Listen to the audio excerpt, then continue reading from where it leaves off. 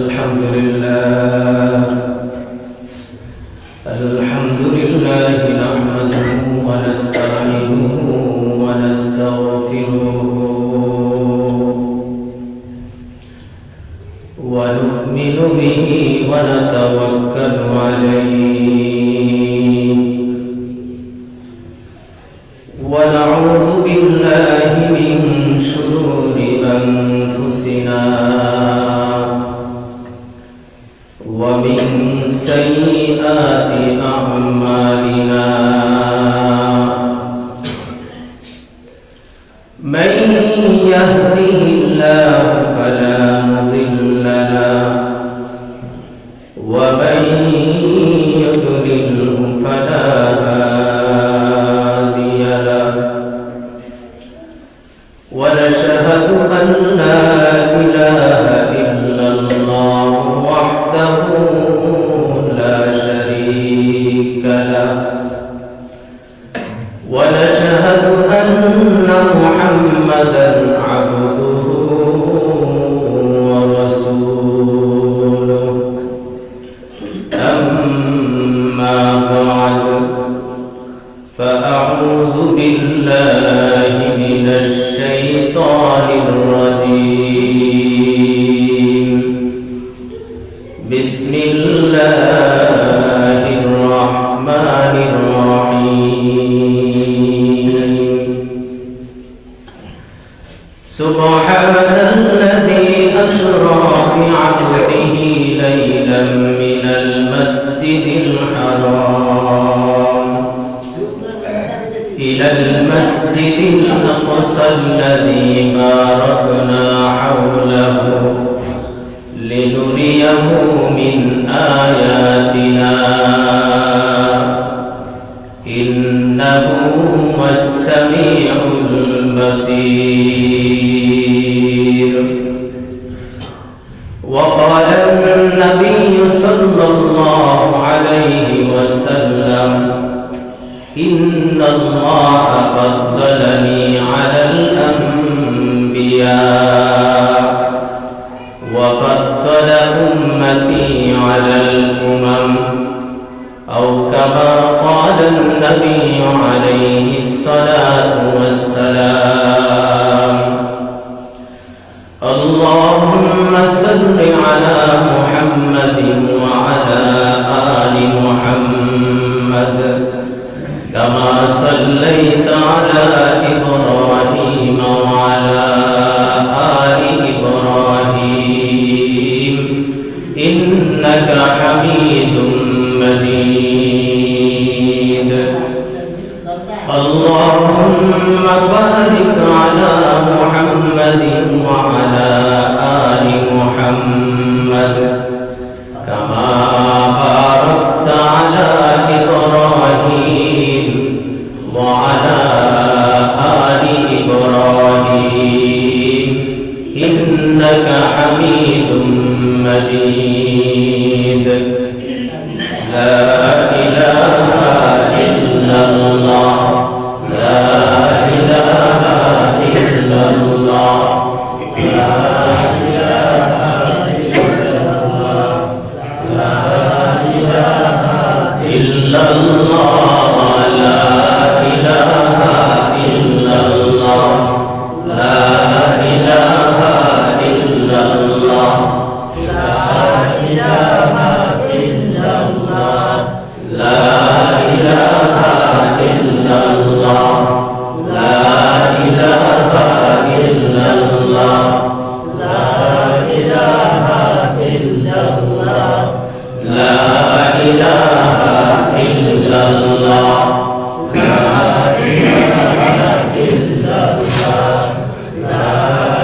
إله إلا الله لا إله إلا الله لا إله إلا الله لا إله إلا الله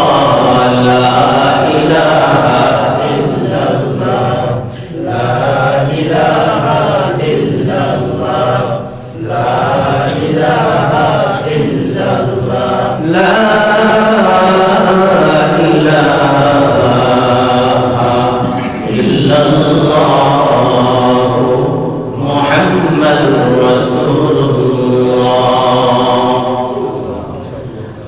আলহামদুলিল্লাহ। সম্মানিত মুসলিয়ানে কিরাম, আল্লাহ পাক রব্বুল আলামিনের দরবারে লাখ কোটি শুকরিয়া, যিনি আমাদেরকে পবিত্র জুমার দিনে জুমার নামাজ আদায় করার উদ্দেশ্যে মসজিদে আসার তৌফিক দান করেছেন। এই জন্য কালিমাতুশ শুকর আদায় করি আলহামদুলিল্লাহ। আমি আপনাদের সামনে সূরাতুল বানী ইসরাঈলের প্রথম নম্বর আয়াত তেলাওয়াত করেছি এবং নবী করিম সাল্লাল্লাহু আলাইহি ওয়াসাল্লামের অসংখ্য অগণিত হাদিস থেকে গুরুত্বপূর্ণ এখানে হাদিস পাঠ করেছি। আল্লাহ তাআলা যদি তৌফিক দান করেন, উক্ত আয়াত এবং হাদিসকে সামনে রেখে কিছু আলোকপাত করার চেষ্টা করব। ওমা তৌফিকি ইল্লা বিল্লাহ। রমজান একেবারে আমাদের নাকের ডগা, মানে রমজানের ঘ্রাণ ইমানদারদের নাকের মধ্যে লাগা শুরু হয়ে গেছে। রজব মাস চলতেছে, রজব, শাবান, তারপরে রমজান। তো বুঝতেই পারতেছি যে রমজান একেবারেই সন্নিকটে। তো আমি আপনাদের সামনে কোরআনুল কারীম থেকে গুরুত্বপূর্ণ একটি আয়াত পাঠ করেছি, আর যে হাদিস পাঠ করেছি খুবই গুরুত্বপূর্ণ হাদিস। নবী করিম সাল্লাল্লাহু আলাইহি ওয়াসাল্লাম এই হাদিসের মধ্যে বলেন, ইন্নাল্লাহা ফাদ্দালানি আলাল আমবিয়া ওয়া ফাদ্দালা উম্মতি আলাল উমাম। নবী করিম সাল্লাল্লাহু আলাইহি ওয়াসাল্লাম বলেন, আল্লাহ পাক রব্বুল আলামিন আমাকে সকল নবীদের উপর শ্রেষ্ঠ মর্যাদা দান করেছেন। আবার বলি সুবহানাল্লাহ। সকল নবীর উপর আমাদের নবীর শ্রেষ্ঠ মর্যাদা আল্লাহ তাআলা দান করেছেন। অনুরূপভাবে আমার উম্মতকে সকল উম্মতের উপর শ্রেষ্ঠ মর্যাদা দান করেছেন। শ্রেষ্ঠ মর্যাদা আল্লাহ তাআলা অনেক দিক দিয়ে আমাদের রাসূলকে সর্বশ্রেষ্ঠ মর্যাদাগুলি আল্লাহ তাআলা দিয়েছেন। ইব্রাহিম আলাইহিস সালাতু ওয়াস সালামকে আল্লাহ পাক রব্বুল আলামিন একদিন বললেন, ইন্নী জামিলুকা লিন-নাসি ইমামা। আল্লাহ পাক রব্বুল আলামিন ইব্রাহিম আলাইহিস সালাতু ওয়াস সালামকে বললেন, হে নবী ইব্রাহিম, আমি তোমাকে ইমাম বানাবো। কি বানাবো? ইমাম বানাবো। এই আয়াতের তাফসীরে মুফাসসিরিনে কিরাম লিখেছেন, ইমাম হওয়ার যোগ্য দুই প্রকারের লোক। কয় প্রকার? এক নাম্বার নবী রাসূল, দুই নাম্বার উলামায়ে কিরাম, তিন নাম্বার আর কোনো ব্যক্তি নাই। ইমাম হওয়ার যোগ্য এই দুই ব্যক্তি। আমার কথা যদি বুঝে থাকেন, ইব্রাহিম আলাইহিস সালামকে আল্লাহ তাআলা কোন প্রকারের ইমাম বানাতে চেয়েছেন? প্রথম প্রকারের নাকি দ্বিতীয় প্রকারের?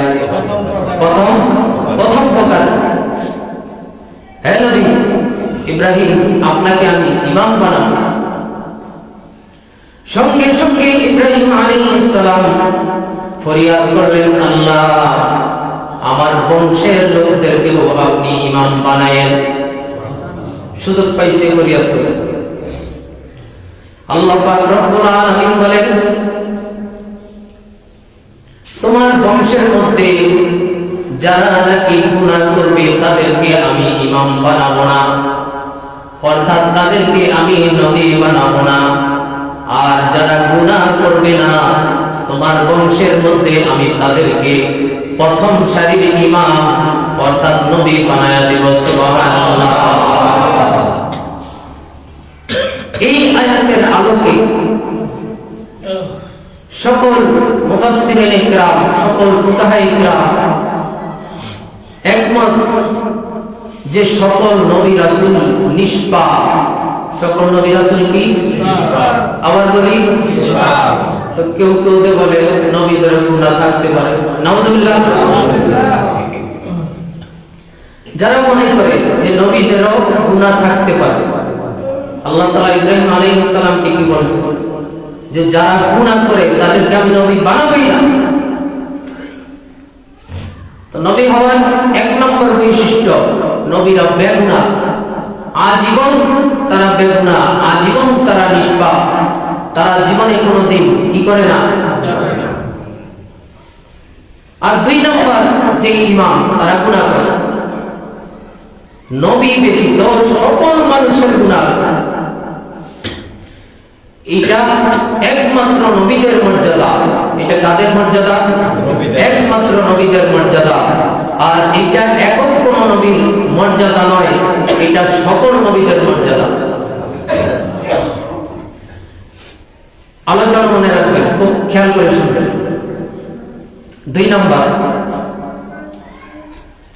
দুই নম্বরে আহলুস সুন্নাত ওয়াল জামাতের আরেকটা আকীদা হলো সকল নবীগণ মৃত্যুর পরে জীবিত। ঘুমায় গেছেন না? সুবহানাল্লাহ। সকল নবীগণ মৃত্যুর পর জীবিত। আর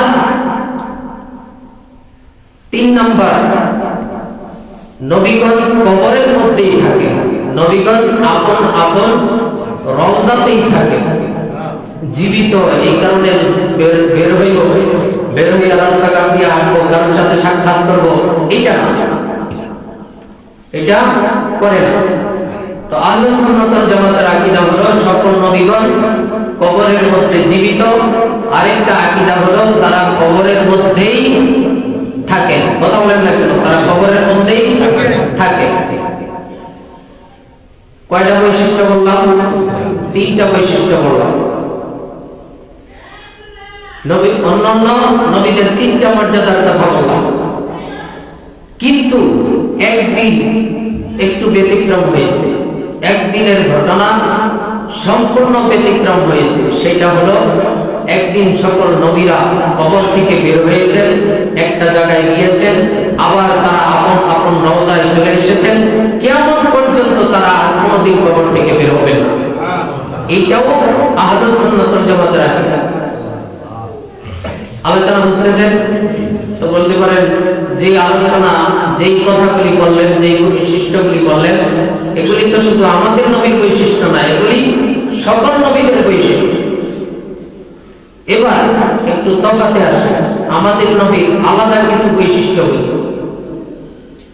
হাদিসের মধ্যে নবী করিম সাল্লাল্লাহু আলাইহি ওয়াসাল্লাম বলেন, আল্লাহ পাক রব্বুল আলামিন আমাকে যত বৈশিষ্ট্য দান করেছেন, এর মধ্যে একটা বৈশিষ্ট্য হলো অন্য নবীর সকল উম্মতের সমষ্টিগত যত উম্মত হবে, আমি মুহাম্মাদের একাকীভাবে তার থেকে ডাবল উম্মত হবে। সুবহানাল্লাহ। কোন নবী কিয়ামতের দিন একজন উম্মত নিয়ে উঠবে, কোন নবী 5 জন নিয়ে উঠবে, কোন নবী 10 জন, কোন নবী 100, 200, 500, 1000, 1 লাখ, 2 লাখ, এর বেশি কোন নবীর উম্মতের সংখ্যা নাই। নবী মুহাম্মদুর রাসূলুল্লাহ সাল্লাল্লাহু আলাইহি ওয়াসাল্লাম বলেন, একমাত্র আমি এমন নবী, আল্লাহ পাক রব্বুল আলামিন আমাকে এত উম্মত দান করবেন, সকল নবী সমষ্টি উম্মত থেকে দ্বিগুণ উম্মত আল্লাহ তাআলা আমাকে একাকীভাবে দান করবে। এটা আমাদের নবীর একটা বৈশিষ্ট্য। আমাদের নবীর কয়টা বৈশিষ্ট্য বললাম? একটা। শুনেন, খেয়াল করবেন। 2 নম্বর বৈশিষ্ট্য, রাসূল আরবী সাল্লাল্লাহু আলাইহি ওয়াসাল্লাম, আল্লাহ পাক রব্বুল আলামিন কুরআনুল কারীমের মধ্যে বলেন, মা কানা মুহাম্মাদুন আবা আহাদিন মির রিজালিকুম ওয়ালাকিন রাসূলুল্লাহ ওয়া খাতামান নাবিয়্যিন। আল্লাহ পাক রব্বুল আলামিন কুরআনুল কারীমের মধ্যে বলেন, মুহাম্মদ সাল্লাল্লাহু আলাইহি ওয়াসাল্লাম জগতের কোন পুরুষের পিতা নন।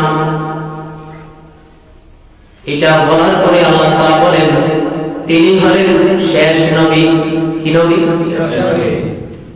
তিনি হলেন সর্বশ্রেষ্ঠ নবী এবং সর্বশেষ নবী রাসূল সাল্লাল্লাহু আলাইহি ওয়াসাল্লাম তিরমিজি শরীফের হাদিসের মধ্যে বলেন, আলা খাতামুন নাবিয়্যিন লা নাবিয়্যা বা'দি। নবীজি বলেন, আমি সর্বশেষ নবী, আমার পরে আর কেউ নবী হয়ে দুনিয়াতে আগমন করবে না। নবীদের পরে দুনিয়াতে যদি কোনো নবী আসেও তাহলে তিনি নবী হয়ে আসবে না, তিনি নবীর উম্মত হয়ে আসবে। সুবহানাল্লাহ। এই কারণে আমরা অনেকে জানি ঈসা আলাইহিস সালাম কিয়ামতের পূর্বে আসবে। ঈসা আলাইহিস সালাম নবী হয়ে দুনিয়াতে আসবে না, তিনি আমাদের নবীর উম্মত হয়ে আসবে। আগেকার জামানার যে নবীরা ছিলেন, নবী দুনিয়া থেকে চলে গেছে, নবীর কিতাবও বিলুপ্ত হয়ে গেছে, নবীর দ্বীনও বিলুপ্ত হয়ে গেছে। কিন্তু আমাদের নবী তো কয়দিনের নবী? কিয়ামত পর্যন্ত, কিয়ামত পর্যন্তের নবী। তো নবীজি চলে গেছেন প্রায় 1500 বছর হয়ে যাবে। এত দীর্ঘ সময়ের ভিতরে আল্লাহ পাক রব্বুল আলামিন আমাদের নবী ধর্মকে দুনিয়াতে রেখেছেন। লক্ষ লক্ষ কোটি কোটি নবীদের এই ধর্মের অনুসারী দুনিয়াতে আছে, কিয়ামত পর্যন্ত থাকবে বলি আলহামদুলিল্লাহ। তো নবীজি বলতেছেন, আমি সর্বশেষ নবী। তো এই শেষ নবী হওয়াটা, এটা নবীজির আরেকটা বৈশিষ্ট্য। এটা নবীজির আরেকটা বৈশিষ্ট্য। দুইটা বৈশিষ্ট্য নিয়ে আলোচনা করলাম, বিস্তারিত বললাম না, সংক্ষেপে বলতেছি।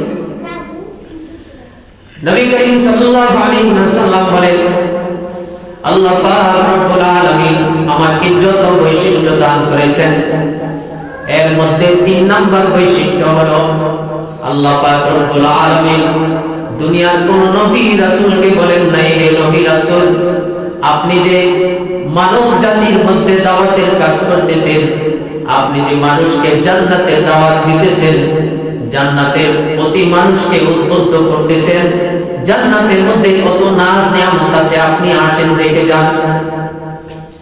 জাহান্নামের ভয় ভীতি আপনি উম্মতদেরকে প্রদর্শন করতেছেন, আসেন আপনি দেখে যান।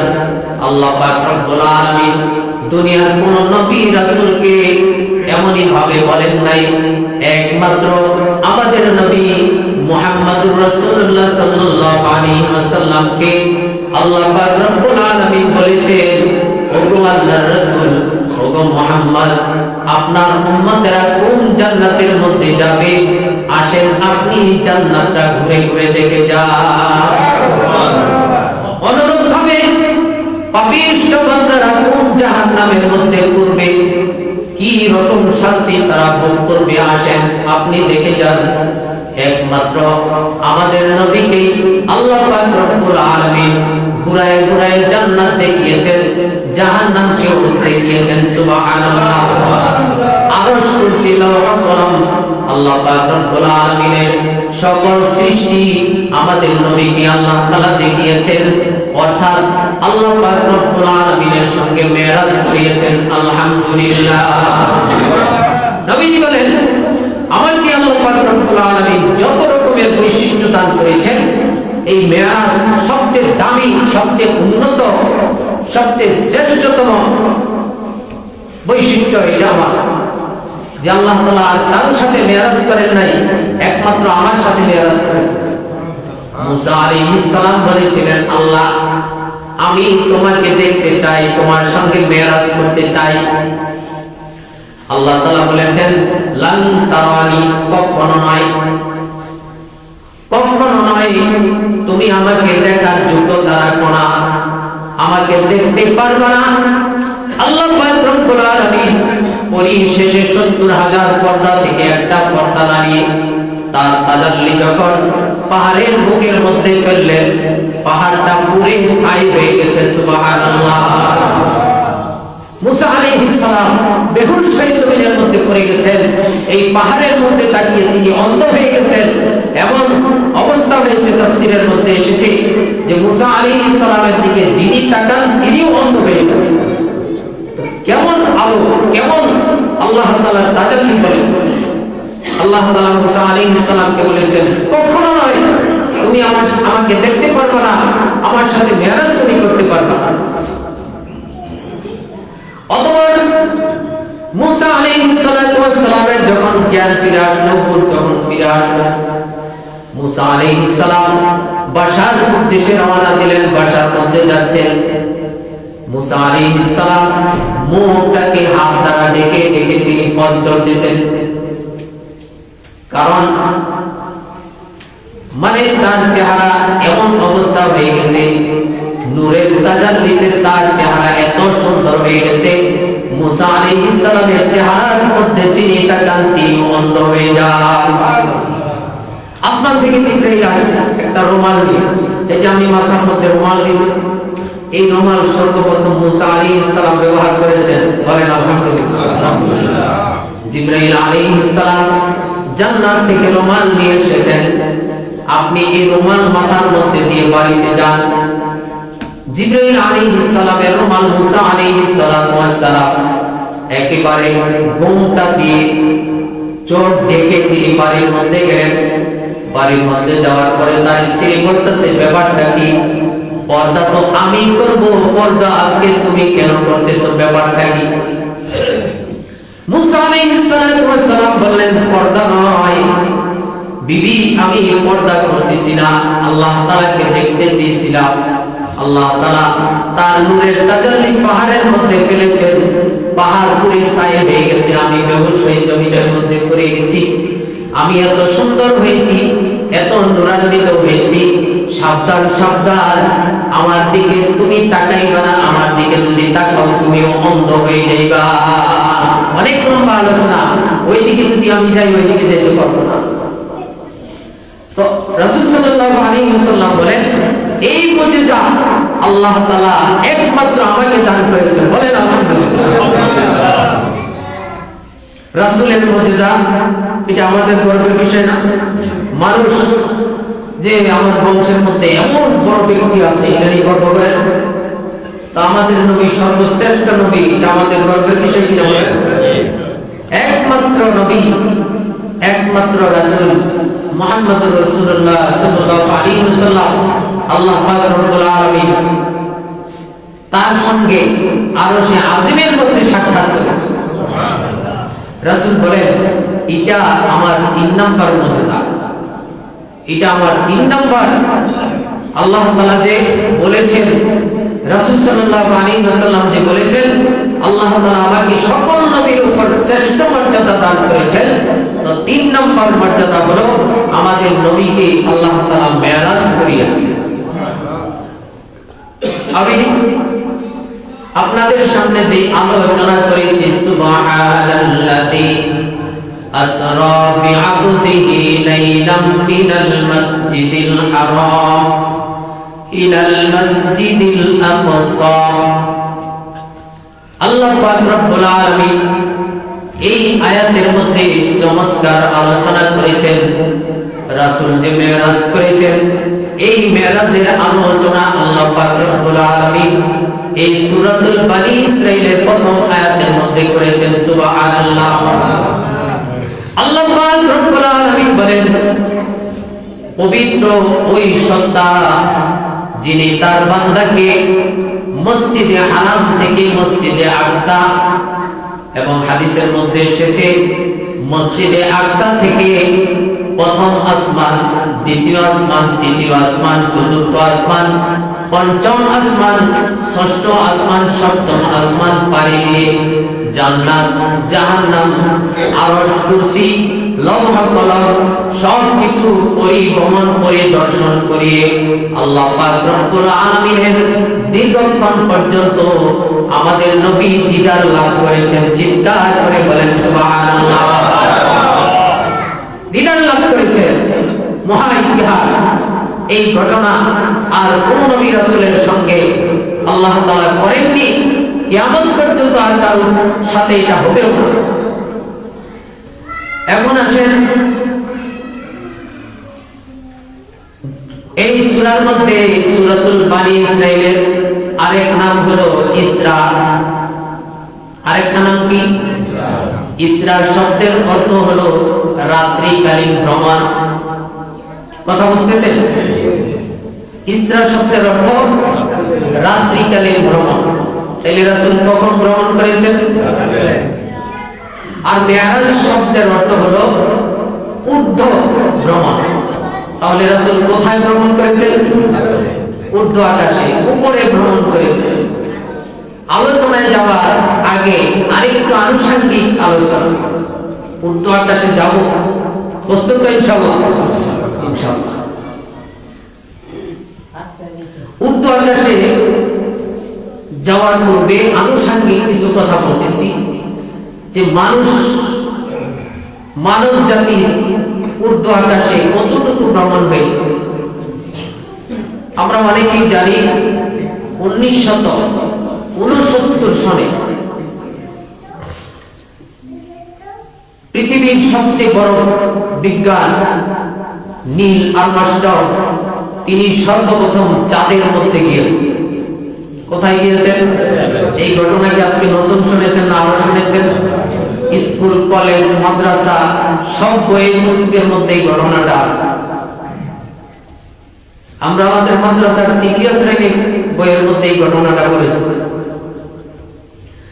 তো তিনি চাঁদের মাটিতে পা রেখে গর্বে ফুলে উঠলেন যে একমাত্র ব্যক্তি আমি যিনি নাকি চাঁদের মাটিতে পা রেখেছি।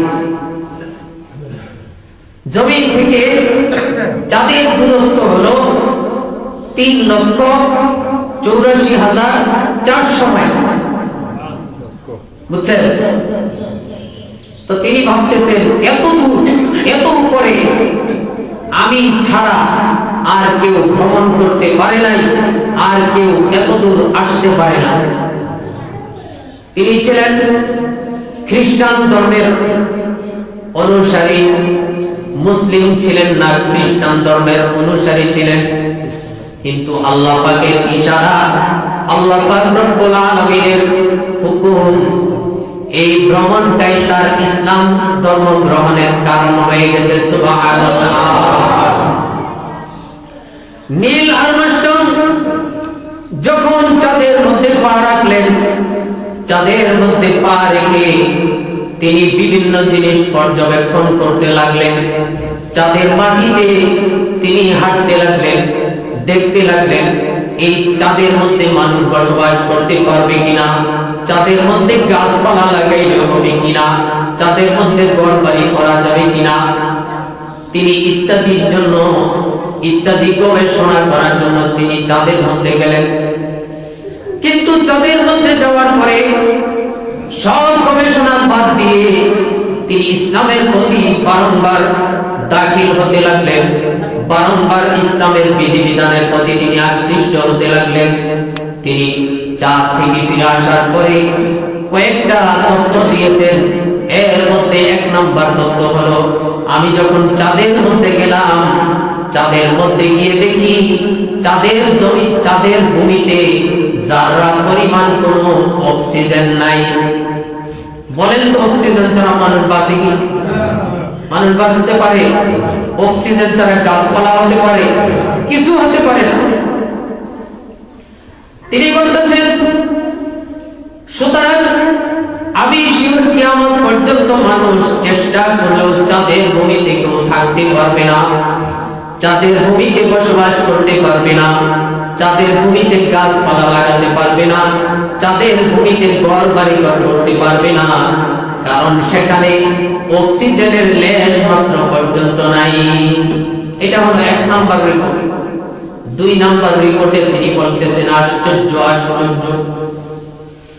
আমি আশ্চর্য হয়ে গেলাম। আমি যখন চাঁদের মধ্যে ছিলাম, দুনিয়ার জমিন থেকে লক্ষ লক্ষ কোটি কোটি কণ্ঠের কিসের যেন আওয়াজ শুনতেছিলাম। কিসের যেন আওয়াজ আমার কানের মধ্যে ভেসে আসতেছিল, অনেক সুমধুর আওয়াজ। এই আওয়াজ শুধু শুনতেই মনে চায়। বলেন সুবহানাল্লাহ। সাংবাদিকরা বলতেছে স্যার, চিন্তার কোনো কারণ নাই, ভয় ভীতির কোনো কারণ নাই, টেনশনের কোনো কারণ নাই। এটা ভয়ের কোনো আওয়াজ নয়, এটা হলো ইসলাম ধর্মের মুসলমানদের আজানের আওয়াজ। সুবহানাল্লাহ। কিসের আওয়াজ? কোথায় শুনছেন? চাঁদের ভূমিতে তিনি শুনতেছেন। সাংবাদিকদের উদ্দেশ্য করে নীল আর্মস্ট্রং বলতেছেন, তোমরা বলতেছো চিন্তার কোনো কারণ নয়, এটাই তো আমার চিন্তার একমাত্র কারণ। দুনিয়ার আর কোনো শব্দ পেলাম না, ইহুদি ধর্মের কোনো আজানের শব্দ পেলাম না, খ্রিস্টান ধর্মের কোনো আমলের সংবাদ আমি পেলাম না, হিন্দু ধর্মের কোনো আলোচনা কোনো আওয়াজ আমি পেলাম না, একমাত্র মুসলমানদের আজানের আওয়াজ এতদূর কিভাবে যায়, এটাই তো চিন্তার কারণ। তিনি গবেষণা শুরু করে দিলেন, এতদূর কিভাবে যায়। পরে তিনি হাদিস দেখেন, রাসূল আরবি সাল্লাল্লাহু আলাইহি ওয়াসাল্লাম বলেছেন, মুয়াজ্জিন যখন আজান দেয়, এই আজানটা শুধু জমিনের মধ্যেই থাকে না, এই আজানটা দুনিয়ার সকল গ্রহ নক্ষত্র, প্রথম আসমান, দ্বিতীয় আসমান, তৃতীয় আসমান, চতুর্থ আসমান, পঞ্চম আসমান, ষষ্ঠ আসমান, সপ্তম আসমান পাড়ি দিয়ে, জান্নাত পাড়ি দিয়ে, সিদরাতুল মুনতাহা পাড়ি দিয়ে একেবারে আরশে আজিম পর্যন্ত পৌঁছে যায়। বলেন সুবহানাল্লাহ। তিনি বলতেছেন, মুসলমানদের আজানের আওয়াজ যদি এত দূর যায়, ইসলামের নবী সত্যি কথা বলেছেন, যে সত্যতা তার জমানার মধ্যে প্রায় 1350 বছর পরে তিনি গবেষণা করে এটাকে সঠিক পেয়েছেন। এই কারণে তিনি স্বীকৃতি দিয়েছেন, দুনিয়ার মধ্যে যত ধর্ম আছে আমি স্বীকৃতি দিলাম সকল ধর্ম বাতিল, একমাত্র ইসলাম ধর্মই সঠিক। বলেন সুবহানাল্লাহ। অতঃপর তিনি আরেকটা তথ্য উপস্থাপন করেছেন যে আমি চাঁদের দিকে তাকিয়ে দেখি, চাঁদের দিকে তাকিয়ে দেখি চাঁদরা একটা ফাটলের রেখা দেখা যায়। কোন জিনিস যদি ফাটল হয়, এটা দেখলে বুঝবেন না, চিনা যাবে না যে এটা ফাটল। নীল আর্মস্ট্রং বলতেছেন, আমি দেখলাম চাঁদ, এত সুন্দর চাঁদ, এই চাঁদরার মাঝ বরাবর একটা ফাটল দেখা যায়। এই ফাটল থেকে একটু পদার্থ নিলাম, এটা কি গবেষণা করব। আমেরিকার সবচেয়ে মূল্যবান, সবচেয়ে উচ্চ গবেষণাগারের মধ্যে এই বস্তুগুলি আমি দিলাম। তারা 6 মাস পরে আমাকে রিপোর্ট দিল, স্যার আজ থেকে 1300 বছর পূর্বে ইসলামের নবী মক্কার জমিনের মধ্যে থেকে চাঁদকে শাহাদাত আঙ্গুলি দিয়ে ইশারা করে বলেছিলেন, চাঁদ তুই 2 টুকরা হয়ে যাবে। বলেন সুবহানাল্লাহ। ইসলামের নবী চাঁদকে যখন শাহাদাত আঙ্গুলি দিয়ে 2 টুকরা করেছিলেন, আপনি যেই দাগ দেখেছেন এটা সেই ইসলামের নবী মুহাম্মাদের আঙ্গুলের ইশারাকৃত চাঁদে 2 টুকরা হয়েছিল, ওই দাগ। নীল আর্মস্ট্রং বলতেছেন, আর বসে থাকা যায় না, আর বসে থাকা যায় না, তোমাদেরকে সাক্ষী রেখে ইসলাম ধর্মকে আমি গ্রহণ করে নিলাম, তোমরা সাক্ষী থাকো। তিনি পাঠ করে নিলেন, লা ইলাহা ইল্লাল্লাহু মুহাম্মাদুর রাসূলুল্লাহ। নীল আর্মস্ট্রং, এমনকি খ্রিস্টান আছে, মুসলমান হয়ে গেছে। আমেরিকার সবচেয়ে বড় বিজ্ঞান ছিলেন তিনি। ইসলাম ধর্মের আপনার বিভিন্ন নিদর্শনগুলি তিনি যখন 1350 বছর পরে প্রত্যক্ষ করলেন, এইগুলি দেখলেন, তিনি আর স্থির থাকতে পারলেন না, আপন ধর্মের উপর তিনি আর থাকতে পারলেন না, আপন ধর্মের উপর লাথি মেরে তিনি ইসলামকে বুকে ধারণ করে নিয়েছেন। বলতে পারেন এটা কিভাবে সম্ভব হয়েছে? মক্কার জমিনের মধ্যে থেকে তিনি চাঁদকে কিভাবে দ্বিখণ্ডিত করলেন? হাদিস শরীফের মধ্যে এসেছে, একদিন পূর্ণিমার আকাশ, যেদিন পূর্ণিমার চাঁদ থাকে আকাশের মধ্যে, 3 দিন পর্যন্ত আকাশের মধ্যে চাঁদরা পরিপূর্ণ থাকে, একেবারে ফলের মতো দেখা যায়। চাঁদের 13, 14, 15 এই 3 দিন একেবারে পরিপূর্ণ থাকে। এমন একদিন আবু জাহাল মুহাম্মদ সাল্লাল্লাহু আলাইহি ওয়াসাল্লামকে বলতেছেন, হে ভাতিজা, আসো আসো, ওই যে আকাশের মধ্যে চাঁদরা দেখতেছো, তুমি যদি সত্যি নবী হয়ে থাকো এই চাঁদটাকে 2 ভাগ করে আমাদেরকে দেখাও। যদি তুমি 2 ভাগ করতে পারো, তোমার ধর্ম গ্রহণ করতে আমাদের কোনো আর আপত্তি থাকবে না। মুহাম্মদ সাল্লাল্লাহু আলাইহি ওয়াসাল্লাম খুশি হয়ে গেলেন। মক্কার লিডারেরা, মক্কার সরদারেরা, তারা যদি ইসলাম ধর্ম গ্রহণ করে নেয়, এটা আমার জন্য ভালো, তাদের জন্য ভালো, মুসলমানদের জন্য ভালো। রাসূল সাল্লাল্লাহু আলাইহি ওয়াসাল্লাম আল্লাহ পাক রব্বুল আলামিনের উপর ভরসা রেখে চাঁদকে শাহাদাত আঙ্গুলি দিয়ে ইশারা করে বললেন, হে চাঁদ, তুই আমার রবের হুকুমে 2 টুকরা হয়ে যা। সুবহানাল্লাহ। হাদিসের মধ্যে বর্ণিত হয়েছে, চাঁদ আরবের 2 পাহাড়ের উপরে 2 টুকরা 2 পাহাড়ের উপরে করে থরথর করে কাঁপা শুরু করে দিচ্ছে। রাসূল সাল্লাল্লাহু আলাইহি ওয়াসাল্লাম চাঁদকে ডেকে বললেন, হে চাঁদ, তুমি কাঁপতেছো কেন? এত ভয় পাইতেছো কেন? চাঁদ পর্যন্ত আমাদের রাসূলকে চিনে, আমাদের রাসূলের সঙ্গে কথা বলে। সুবহানাল্লাহ। চাঁদ বলতেছেন, ইয়া রাসূলুল্লাহ, ইয়া হাবিবাল্লাহ, আপনাকে আল্লাহ পাক রব্বুল আলামিন যদি সৃষ্টি না করতেন, আমি চাঁদকে আল্লাহ তাআলা বানাইতেন না, কুল কায়নাতের কোনো কিছু আল্লাহ তাআলা সৃষ্টি করতেন না। আপনার মায়ায়, আপনার প্রেমে আল্লাহ পাক রব্বুল আলামিন কুল কায়নাত সৃষ্টি করেছেন, সকল মাখলুকাত সৃষ্টি করেছেন।